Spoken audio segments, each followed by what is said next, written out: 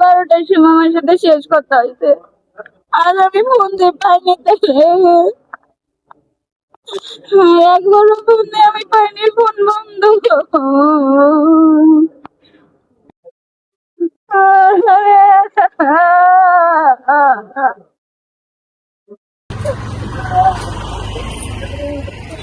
আমাদের বাড়ি বেড়াইতে আসতেছে, যেন আমার ভাই বাহির থেকে আসতেছে।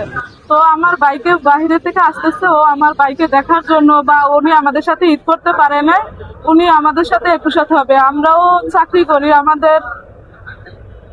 আমরা একটা গার্মেন্টস শ্রমিক, আমরা একুশাত হইতে পারি না। আমার বোনের সাথে আজকে 2 বছর ধরে আমাদের মানে সরাসরি দেখা হচ্ছে না।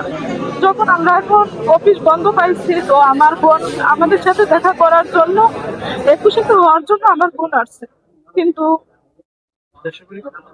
আপনি কখন শুনলেন?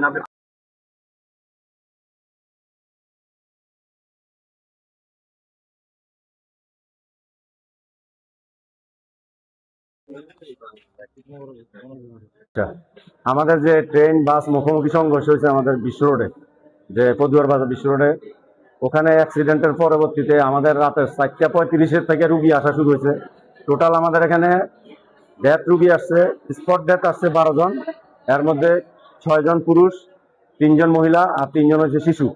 আর রুগী এমনি জীবিত রুগী আসছে 24 জন।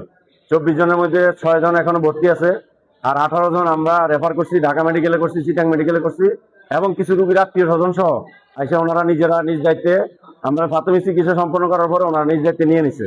আর বাকি যে 6 জন ভর্তি আছে, ওখানে চিকিৎসার মধ্যে আমরা 2 জনকে ডিওআর দিয়ে ডিসচার্জ অন রিট রুগীর পার্টিতে সাইরা দিছি। আর 4 জন এখন হাসপাতাল ভর্তি আছে, 2 জন হেড ইঞ্জুরি আছে।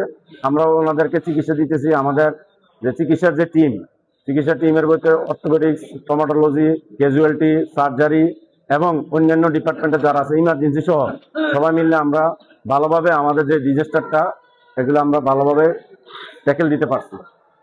এখন পর্যন্ত আমাদের রুগী আপাতত 60 জন ভর্তি আছে, একজন আইসিইউতে আছে, উনিও পুরোপুরি সুস্থ আছে। ওনার লোকজন আসলে আমরা ওনাদেরকে ছেড়ে দিব।